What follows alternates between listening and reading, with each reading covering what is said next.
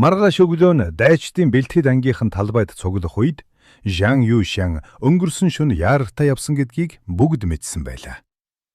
Юун талбайн нөгөө захаас Лиан Чэнью түүнийг дуудав. Түүний царайд дотн инээмсэглэл тодорсон байх ч энэ нь зүгээр л тосгоныхон зориулсан баг гэдгийг Юун мэдэж байв. Хэрв олны нүдэн дээр Юунийг хөнөөчихвөл ирээдүйд Жан Юшан буцаж ирээд сургацвал Лиан Чэнью өөрөө хэрэг тунана. Тиймээс тэр зөөлөн аргаар чимээгүйхэн Юуныг зайдуулахар шийджээ. Лиан залуу эзэн ямар хэрэг гарав вэ? Юун гинэн цайдган дүр эсэг насуу. Юун элч явахдаа бид хоёрт зориулж эм үлдээсэн юм. Минийх нь хэд хүчтэй тул одоохондоо хэрэглэж болохгүй байна. Харин чамд үлдүүлдээсэн эм нь суур тавихад яг тохирно гэж Лиан Чэнью худлаа ирэв. Юун нүдээ том болгон эм гинэ элч надад эм үлдээсэн хэрэг үү гэж баярлсан дүр үзүүлв. Лиан Чэнью дотроо тэнэг амтэн тэнгэрээс боо унаад ирнэ гэж бодоо юу химэн шоолж байсан ч гаднаа ятгав. Тийм ээ. Гэхдээ ихтэйд нэг чухал ажил байна. Сүрлийн араатны ясыг чанаж дуусгах хэрэгтэй байна. Энэ ажил бидний ирээдүйд маш чухал тул чамд итгэж хүлээлгье. Ясыг чанаж дууссаны дараа би чамд тусалж хүчийг чинь нэмэгдүүлээд элчийн үлдээсэн эмийг өгнө. Үнэн дээр түүний төлөвлөгөө бол Юунийг мөсөн могоо сүрлийн араатны ясны хороор аажмаар хордуулж алах байлаа. Энгүүл хинч сэжирлэхгүй. Харин Юуны хувьд ч өөрийн гэсэн тооцоотой байв. Тэр Лиан Чэньютэй нүүр тулахаас өмнө амжиж, нийл ягаан талстаараа араатны энергийг сорж авч, ци өдөрдөх төвшөнд хүрэх хэрэгтэй байлаа. Ийхүү хоёр тал бие биеэ ашиглахаар тохиролцож, чөтгөр шүглсэн бодлоо нууцлан салцгаав. Юун эмийн уул руу яарам очив. 3 өдөр энергиэр хоосон байсан тэрээр өлсгөлн чон мэтэл байлаа. Ажилчид түүнийг муу өвчтэй амтэн хаагуур тэнээд ирэв гэж загинсан ч тэр тоосонгүй. Шууд л том тогооны өмнө суув. Ли галын ус буцалж буй тогоо руу ширтээд Юун гүнзгий амсгаа авлаа. Бүгдийг нь сорж авна. Тэр нийл ягаан тастай ажиллууллаа. Гэтэл энэ удаад түүний төсөөлснөөс ч их энерги орж ирэв. Түүний цээжинд нийл ягаан өнгийн хуй салхи үүсч Ли галын уснаас яг л шоу дүүрэндээ ирж байгаа мэт олон мянган гэрэлт цэгүүд нисэн ирж Юуны бие рүү бороо мэт шааглаа. Пүм! Юуны бие чичрэн тэсхийн аргагүй өвдөлд мэдрэгдэв. Энерги хитрхи догшин байлаа. Тэр ухаан алдан унав. Юун мөсөн могоо араатны ясны энергийг сорохдоо хамаг хүчээ дайчилсан ч энерги ийм догшин байна ч нэ сансангүй. Уг нь тэр энэ ясны энергийг шингээхэд дор хаяж 5-6 өдөр шаардлагатай гэж тооцоолж байв. Гэтэл хэдхэн секундын дотор өмнөх 2-3 өдөр шингээснээс ч их энергийг сорчихлоо. Энэ бол судас нээх төвшөнд хүссний үр дагавар байв. Өмнө нь түүний судас бөглөрөөтэй байсан тул энергийг зөвхөн махан биеэрээ баг багаар шингээдэг байж. Харин одоо судас нь нээгдэж энерги гүйх хурдны зам бий болсон тул энерги яг л үер мэд цутх нь орж ирсэн хэрэг. Юун энэ ядгааг тооцоолаагүйгээс болж өөрийгөө хүнд гэмтээж орхиллоо. Дөнгөж нээгдсэн эмзэг судсууд нь ийм их энергийн дайралтыг тэсвэрлэхгүй байв. Тэр бараг л ясны бүх энергийг ховх сорчихжээ. Арайчтэй хит хидэд гэдс нь хагарч өөхөх гэдэг шиг юм боллоо гэж Юун дотроо халаглана. Түүний бүх бие шатаж байгаа мэт болж хоолой нь амтагдан амнаас нь цус сад тавь. Хөөй муу сармагчин чи юугаа хийгээд хэвтээд байгаа юм? Ажил хийхгүй баашилж байна уу? Нэгэн хар царайтай ийн хараасаар ирэв. Энэ бол өмнө нь Юуныг дээрлэхдэг байсан том толгойтын аав байлаа. Тэр сүхэ шидэд Юуныг өшвөлөхөөр далайхтай хүүгийн царай цан хийж хамар, чих, нүднээс нь цус гаач байгааг олж харав. 7 сүүнээс нь цус хоожж байлаа. Хар царай тэр цачирдж чөтгөр гэж энэ өхөж байх шиг байна. Дээш нь мэдэгт гэж босод руугаа хаширв. Их зэлүүд нутгийн хатуу нөхцөлд 7 сүүнээс цус гарна гэдэг үхлийн тэмдэг. Хөөе битгий энд үхээрээ дээ гэсээр тэр Юунийг татахаар гараа хүрэгтэл пс. Яг л улайссан төмөрт хүрсэн мэт чимээ гарч тэрээр ёй гэж орилон хоош шидэгдэв. Тэр бөксөөрөө модны овоолго дээр унаж хазуун тогоонд толгоогоо цохих шахав. Түүний гар нь түлэгдэж үс нь хуйхлагдсан байлаа. Энэ мөг чөтгөр шүглжиж гэж тэр айсандаа чичирнэ. Тэр Юунийг өхөж байна гэж бат тэгсэн тул сүнс нь эрвэж ирээд өшөөгөө авахгүй гэхээс айж үгэлж эхлэв. Дөө минь өмнө нь ахан шунартаад будаагч нь булааж идснийг битгий тоогоорой. Чөтгөр болж ирээд намайг битгий оролдоорой. И юу нь ухаантай байсан ч хөдөлж чадахгүй. Энэ яриан дунд өхөж байна гэж дуудуулах нь инээдтэй бас эмгэнэлтэй санагдана. Төд удалгүй Лиан овгийн төв байранд мэдээ хүрлээ. Жа Тэжүү баяртай аргагүйгүйн ирж мэдээлв.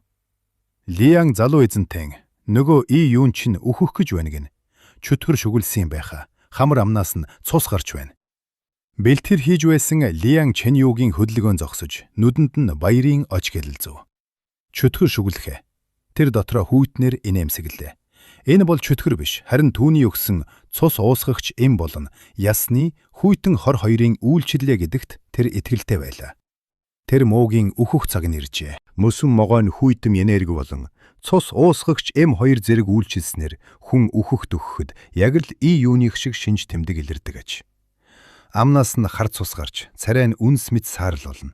Хэдийгээр И юун шиг 7 сүгнээс цус гарах нь ховорч, хүн бүрийн бие өөр тул Лиан Чэнью үүнийг гайхсангүй. Түүний бодлоор И юуны бие сул дорой тул эмийн хүчийг дийлэлгүй хамгийн түрүүнд нугарч байгаа нь энэ үз. Энэ муу бол ийм хурдан үхэн бид сансангүй. Уг нь хэд хоног товлоё гэж бодож байсан юмсан гэж Лиан Чэнью дотроо халирлана. Тэр И юуныг амьд гарна гэж огт бодохгүй байлаа. Мөсөн могоон хор бол жирийн хүнд үхлийн аюултай. Зөвхөн зэрлэр тэнгэрийн багш нар л ангааж чадах зүйл.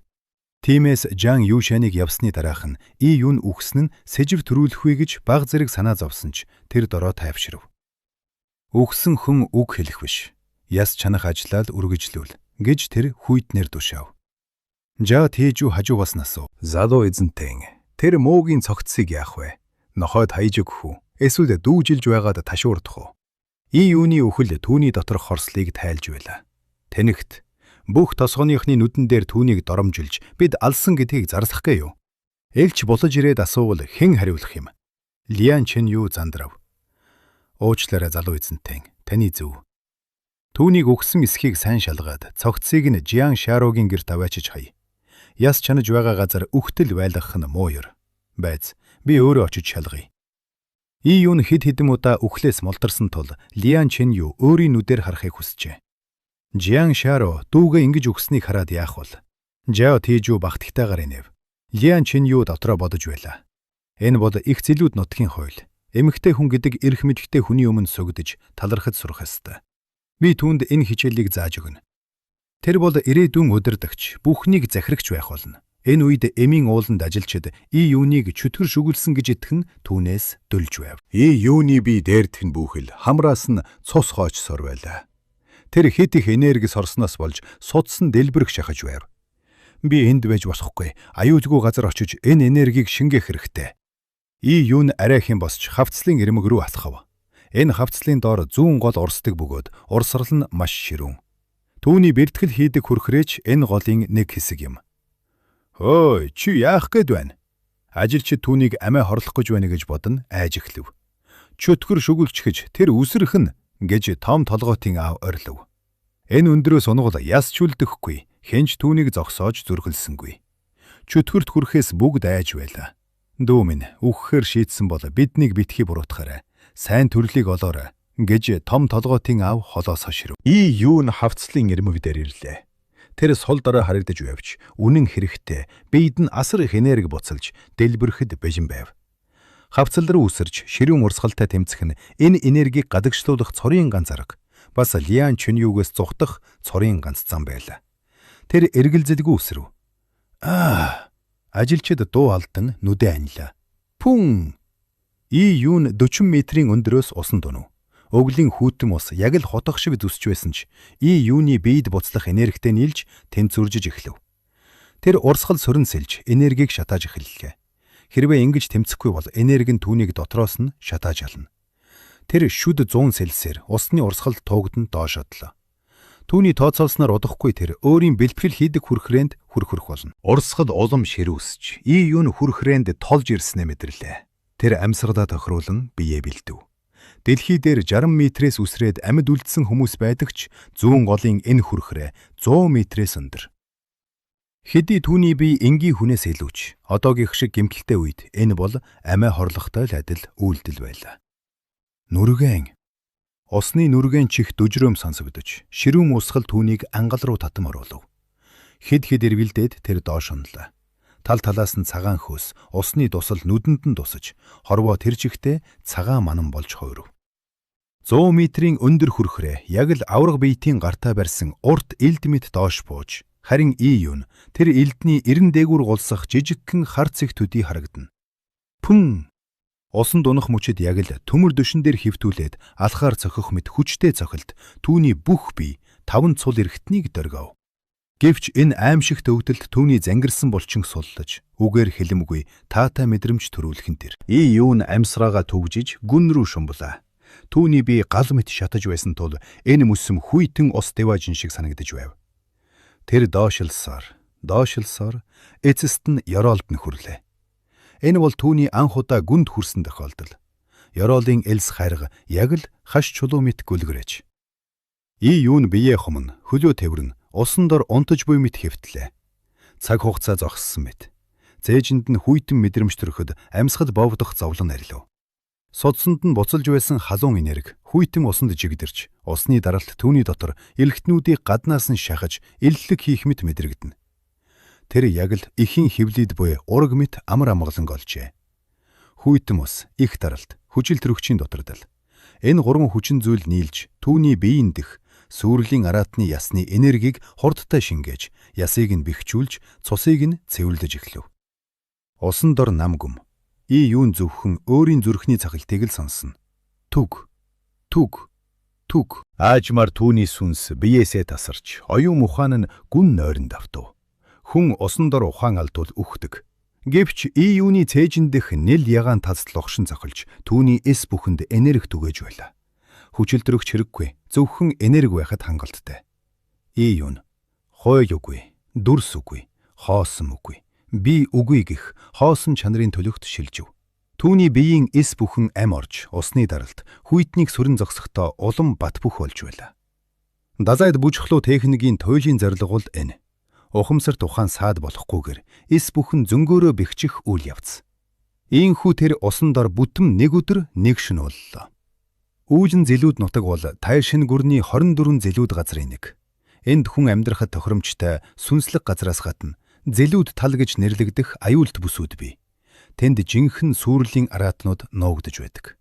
Гэтэл яг одоо нэг нь зэлүүд талын захад шар нөмрөхтэй, бүдүүн өвгөн 16 долоотой болов гэмээр төрхөн охин хоёр зогсож байв. Өвгөн жижигхэн нүдтэй цагаан үстэй бол охин нь цас мэт цагаан арьстай. Яг л салхинд хийсчмээр эмзэгхэн харагдана. Түүний арьс хэтэрхий цагаан тул судсан гэрэлтэж, өвгчтэй хүммэд сэтгэгдэл төрүүлнэ. Гэвч түүний хаш цагаан гар нь яг одоо цуснд будагдж, өмнө нь тугас шиг том биетэй догшин араат нь үхэтхийн хэвтэж байлаа. Энэ төрхөн охин ганцаараа тэр араатныг цааш харуулжээ. Багш, бид уг нь энэ удаад баруун хойд бурхны зэлүүд нутаг руу явна гэсэн биш үү лөө? Би тэнд очиж хүчирхэг араатнуудыг агнаа гэж бодож байсан юм. Гэтэл яагаад ийшээ үүлэн зэлүүд нутаг руу ирчих вэ? Энд чинь одогтой хүчтэй араатам ховор шүү дээ. Охин уянгадаг хоолоогоор ийн асуув. Бүдүүн өвгөн толгоос ихсрэн хариулв. Баруун хойд нутаг уу? Тэнд чинь өндөр зэрвэллийн араатан дүүрэн бий. Чи төрөлхийн хүйтэн судалтай тул тийм газарт удаан тэсэхгүй ээ. За шинтун, чамд нэг мөч хугацаа өгье. Энэ 6 дугаар зэрвэллийн догшин араатныг ясан мөрөл болгон хувирах. Би оролцохгүй шүү гэж хэлээд өвгөн том чулуун дээр духлан суув. Охин бугуун өвчнөөсөө хүрэл шидэд тойргийг гаргаж ирлээ. Тэр нь агаарт хөөрч, байшин шиг том болтлоо томорч, араатны сэг зэмийг сорж ав. Цагаан гэрэл гялбаж, араатны мах шатаж, ясандаа шингэж эхэллээ. Хэдхэн хормын дотор авраг биетэй араатан жижигхэн ясан хэлхээ болон ховирв. Охины хуруунууд уран гой хөдөлгөөнөөр маш хурдан тэмдэгт зурж, тойрог руу илгээн. Түүний хурд энгийн нүдэнд баригдахааргүй байлаа. Нэг мөч хүрэхгүй хугацаанд араатны яс бүрэн хайлж, ногоон вандуун чинээ жижигхэн ясан мөрөл болон хувирлаа. Хэрвээ Лиан Чинью үүнийг харсан бол ухаан алдах байсан биз? Энэ охин бол зэрлэг тэнгэрийн багш. Охин өрөл рүү хараад сэтгэл дундуур хөмсөр зангидв. Арай л том болчиж, би будааны ширхэг шиг болохыг хүссэн юмсан. Өвгөн санаа алдаад хэлв. Шинтун, битгий яар. Чи бол миний харсан хамгийн авьяастай зэрлэг тэнгэрийн багш. Харамсалтай тэр төрөлхийн хүйтэн судал. Төрөлхийн хүйтэн судал бол зөвхөн эмэгтэй хүн тохиолддог ховор хараал юм. Ийм судалтай хүн 100ч таарч биеийн сул дорой байдаг бөгөөд ихэнх нь 18 хүрээд л нойрондоо өгдөг байж. Аз болоход энэ охин эртний хүчирхэг лийн гэр бүл төрсөн тул газ махбодтой үрэл ууж амьдрдагч дээд түвшинд хүрэхэд нь энэ хараал саад болсоор байв. Багш, би тий санаа зовдоо. Би жирийн хүмүүсээс хамаагүй жаргалтай амьдарч байгаа шүү дээ гэж охин инээмсэглээд үрлийг залив. Өвгөн газрын зураг дэлгээд нухацтай хэлв. Цаашаа явбал Ян овг гэж жижиг газар бий. Тэнд очих шаардлагагүй байх. Харин энэ газрын зургийг шинчилсэн алтан луу аримд баярлах хэрэгтэй юм байна. Лин Шинтүн гайхширан асуув. Багш, бид яагаад заавал үүлэн зэлүүд нутагт ирсэн юм бэ? Бас тай шин гүрэн яагаад гэнэт энд их шалгаруулалт явуулахар болов? Энэ хоёр хоорондоо холбоотой юу? Багш, таны яриагаар бол тай шин гүрэн гэнэт энд их шалгаруулалт явуулахар шийдсэн нь цаана өөр шалтгаантай байх нэ. Лин Шинтүн сануучхан асуулаа. Бүдүүн өвгөн толгойд ахв. Тавилгүй яах вэ? 5 сарын өмнө үүлэн зэлүүд нутагт нэгэн хачим үзрэдэл уулсан юм. Цэлмэг тэнгэр гэнэт бүрхэж хэдэн 100 мянган бээрийн газар нутгийг битүү үүл бүрхсэн. Хамгийн сонин нь тэр үйлс нэл ягаан өнгөтэй байсан. Нэл ягаан үйл? Тийм ээ, 6 чид үүнийг нэл ягаан үйлс төгөх гэж нэрлсэн. Энэ үзэлдэд 2 сарын өмнө дахин давтагдсан. Бүр аимшигтайгаар шүү. Үйлс нь нар сарыг залгиж тэнгэр газрыг бүрхсэн мэт байсан гэдэг. Энэ үзэгдэл 3 шалтгаантай байж болно. Нэгдүгээрт, хосгүй үүнэт эрдэнэ мэндийсэн байх магадлалтай. Гүрнийх нь эрдэнэ хайгч луужин ашиглаж хайгаад юу ч олоогүй. Энэ нь магадгүй тэр эрдэнэ луужинд ч мэдрэгдэхэргүй тийм нууцлаг, хүчирхэг гэсэн үг. Хоёрдугаарт, нууцлагдмал их хаан зэрэг дэвших, эсвэл эртний араатан хувирал хийж үж мэднэ. Гуравдугаарт, за энэ ч яах вэ? Зүгээр л домогт үдийзүүл. Өвгөн охин руу энэрэнгүү харцаар хараад үргэж төлөв. Гол нь багш нь энэ үзэгдлийг дагаад чамд хэрэгтэй. Чиний төрөлхийн хүйтэн судлыг ангаах эрдэнэ олдож магадгүй гэж найдсан юм. Охин санаа алдав. Багш нь түүний төлөө ямар их хичээж байгааг мэдрэхэд сэтгэл нь хөдлөнө. Тэгэхээр артан луу арим энд ирсэн жинхэнэ зорилго нь тэр эрднийг хайх хэрэг байх нэ. Яг тийм. Тэд нэгэнт энд ирж газар нутгийг нэгжих болсон тул дазимд нь их шалгаруулалтыг зохион байгуулж байгаа хэрэг. За, хоёулаа явцгаая. Удахгүй та овогт хүрнэ. Тэнд 100 мянган өрхтэй том суурин бий. Тэнд амарцгаая. Гэнт өвгөн зогтсов. Хөөх, урд хүрхрээний доор хүн живж байх шиг байна. Очиж харъя. Тэр алхслаа. Түүний алхаа удаан мэт боловч хоромхон зуурт хол зайг туулж байр. Юу нь усан дор хэр удаан байснаа мэдэхгүй байлаа. Тэр яг л сайхан зүүдэлж буй мэт мэдрэмжтэй, хасас ухаантай хөвж байр. Ясан дах бүх энергийг түүний бие бүрэн шингээж дуусчээ. Тэр дахиад л өлсөж эхлэв. Мансуурал дунд хэн нэгний зөөлөн гар түүний захнаас татан уснаас гарахыг мэдрэв. Түүнийг зөөлөн өвсөн дээр хэвтүүлээд цээжин дээр нь дарлаа. Пүл, юу нь амнаасаа ус тургав. Гэхдээ энэ нь цэвэр ус биш. Харин түүний биеэс ядгалсан бохирдол холилдсон хар ус байлаа. Түүнийг аварсан охин тэр бохир усыг хараад сэжиглэхийн оронд харин ч гайхширсан харцаар ширтэв. Зэрлэг тэнгэрийн багш болохын хувьд тэр энэ ус зүгээр нэг бохир ус биш гэдгийг шууд л таньжээ. Юу нь нүдэ нээлээ. Хурц нарны гэрэл түүний нүдийг гял болов. Юу нүдэ нээж хажуудаа зогсох охиныг тодхон харив.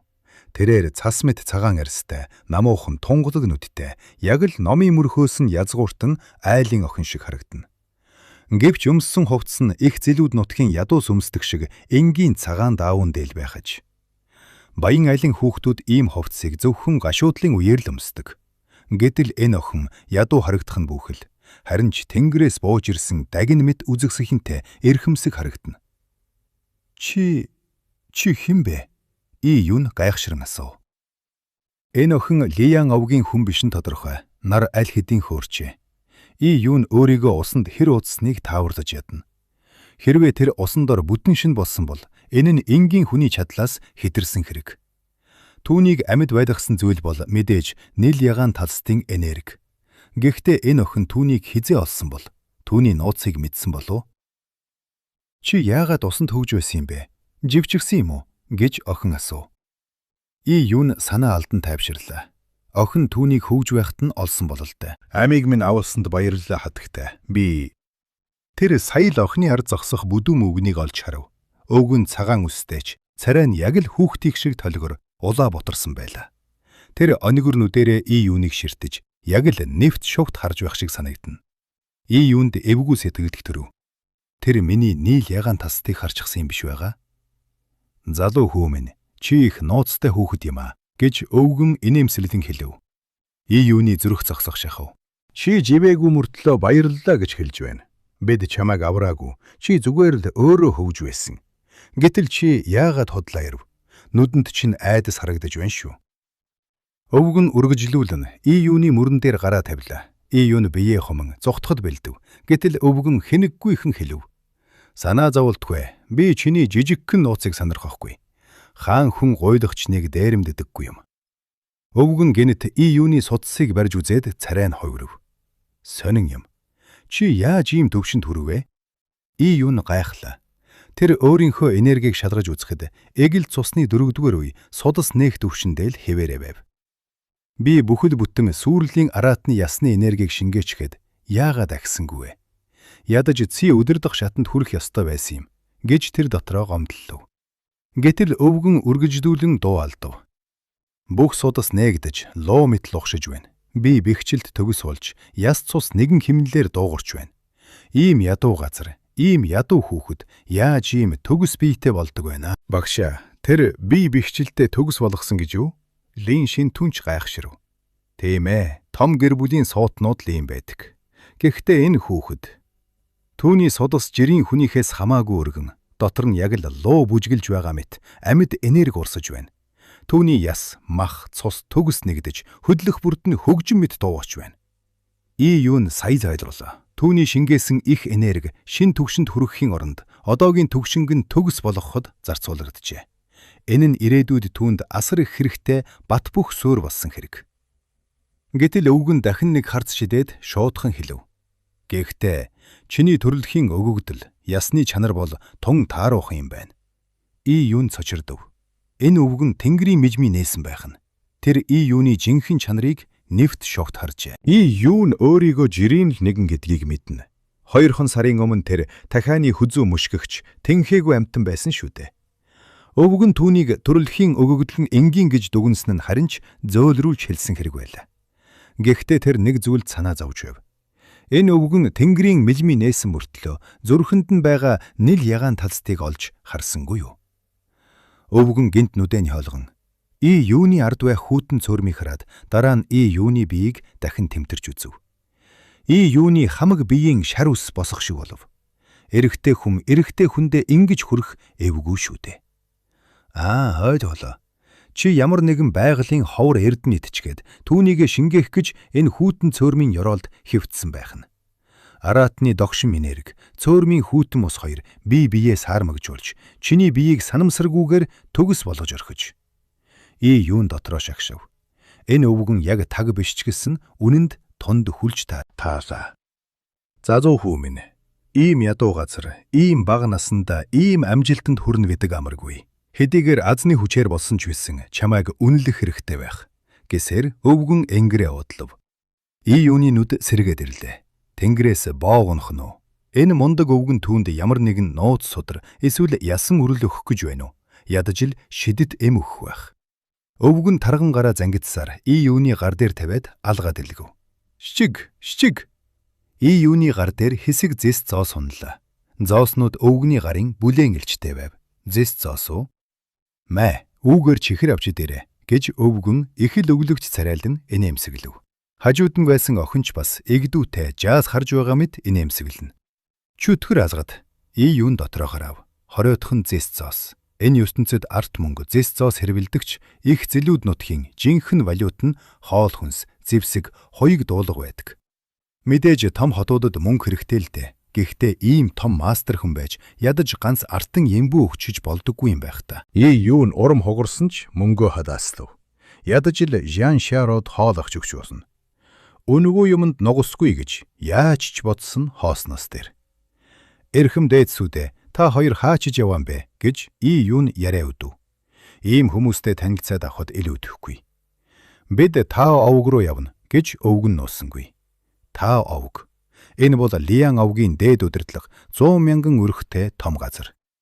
Лиан овгийн үйлдвэрлэсэн зэвсэг бүгд тийш очдог. Жан Юшаны анхааруулсан томчууд гэдэг нь эдмэр байж таарлаа. Өвөг нь гинт гэдсэн дуурхайг мэдрэв. За байц, хоолны цаг болчиж. Энд байгаль сайхан, ус томболог юм. Эндээ хооллъя. Шава, хоол. Лин Шинтүн тодгой догсноо И Юн руу харна. Залуу дүү, бидэнтэй хамт хооллох уу гэж урав. И Юн баярлсандаа үсрэх шахав. 2 сар олигтой юм мэдээгүй. Дээр нь сая энерги барсан түүний гэдэс хоосон хөндөй борчихсон байсан юм. Ийм томчуудын идэх хоол мэдээж жирийн биш байж таараа. Өвөг нь дурамчхан байсан ч шавь нь хэлсэн тул зөвшөөрөв. Тэр эрхий хуруунда зүүсэн ногоон хаш бүгжийг илэхэд гинт 3 гургуул шиг шоу гарч ирв. Дараа нь бөөн амтлагч сав суулга гаргаж ирлээ. И Юуны нүд бүлтийв. Эн чин орон зайн бүгж. Домогт гардаг жижигхэн зүйлд уул талыг багтаадаг шидэн ид. Өвгөн хэлв. Залуу хүү минь, чи ч азтай юм. Миний гарын хоолыг идэх хүн ховор шүү. Тэр шувууг шарж эхлэв. И Юун тэр шувууг хараад шүлсээ залхив. Энэ бол энгийн дахиа биш, харин энергиэр дүүрэн зэрлэг дахиа байлаа. И Юун нүдэнд махнаас нь гэрэл цасарч харагдана. Гэхдээ удалгүй И Юуны царай барив.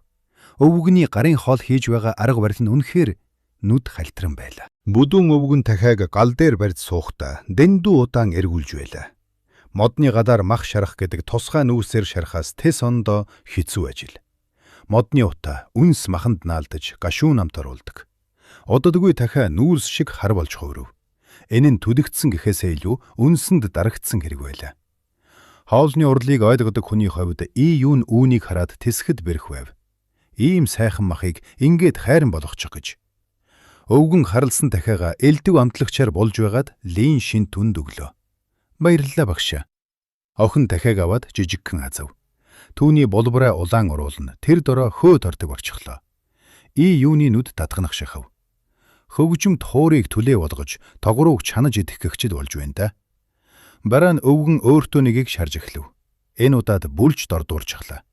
Гэвч тэр тоосон шинжгүй. Ганц хуруугаараа ногоон хаш бөгжөө илж архи гаргаж ирээд дахиагаа даруулж гарлаа.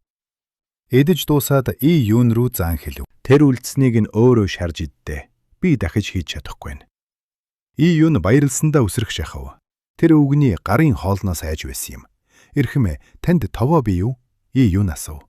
Тэр хичнээн үлсэж байсан ч зарчимч ховдог хүний хувьд муу хоол идэхийг төвчихгүй. Ялангуяа 2 сарын дараа анх удаа мах идэх гэж байхад. Бага. Өвгөн бөгжнөөсөө жижиг товоо гаргаж өгөв. И Юун баярлаж амтлагчуудыг шалгаж үзлээ. Бүх төрлийн амтлагч тэр байтугай сонгон яншүүтэй төстэй ногооч байв. Архи жаах өгөөч. Айн чи надтай уухгүй юу? Өвгөн гайхсан ч архиа өгөв. Гэтэл И Юун архийг дахиан дээр асгаж дотор гаднаггүй сайн гэгч нь төрхөж эхлэв. Хөөе, чи яаж байна? Энд чинь 1000 жилийн настай архи шүү. Өвгөн харамсандаа нүд нь орой дээрээ гарах шахав. Хоол хийж байна гэж И Юун тайвнаар хариулв. Архир хоол хийдэг гинэ. Өвгөн этлэж ядна. Энэ ертөнцид хоолны соёл дэлхийн шиг, ялангуяа хятадын шиг хөгжөөгүй бололтой. Ихэнхэн зүгээр л чанаж шаарддаг. И Юун дахиаг тос, цуу, сонгоноор амтлаад даавуунд орож тогоонд хийн дээрээс нь их хэмжээний давсаар болчихлаа. Давсанд болчихлаа. Шорууг босохгүй юу? Өвгөн бүр гайхаж орхив. И Юун тагийг нь тавиад жигнэж эхлэв. Удаан хугацааны дараа тогооноос үйл ялэг үнэр гарч эхэллээ. Өвгөн дахиагаа идэж дуусаад хуруугаа долоож суудал. И Юун тогооны тагийг авч давсыг нь зайлуулад дахиад гаргаж ирв. Псс. Тэр мөчөд гайхалтай сайхан үнэр хамарцар билээ. Давсалж жигнэсэн дахиа бэлэн болжээ. Энэ дахиа нь өөрөө энергиэр дүүрнэ. Дээр нь 1000 жилийн настай архиар амталсан тул үнэр амт нь дэлхийн ямар ч тансаг хоолноос илүү байв. Өвгөний нүд бүлтээж сахал нь өргөлзөв.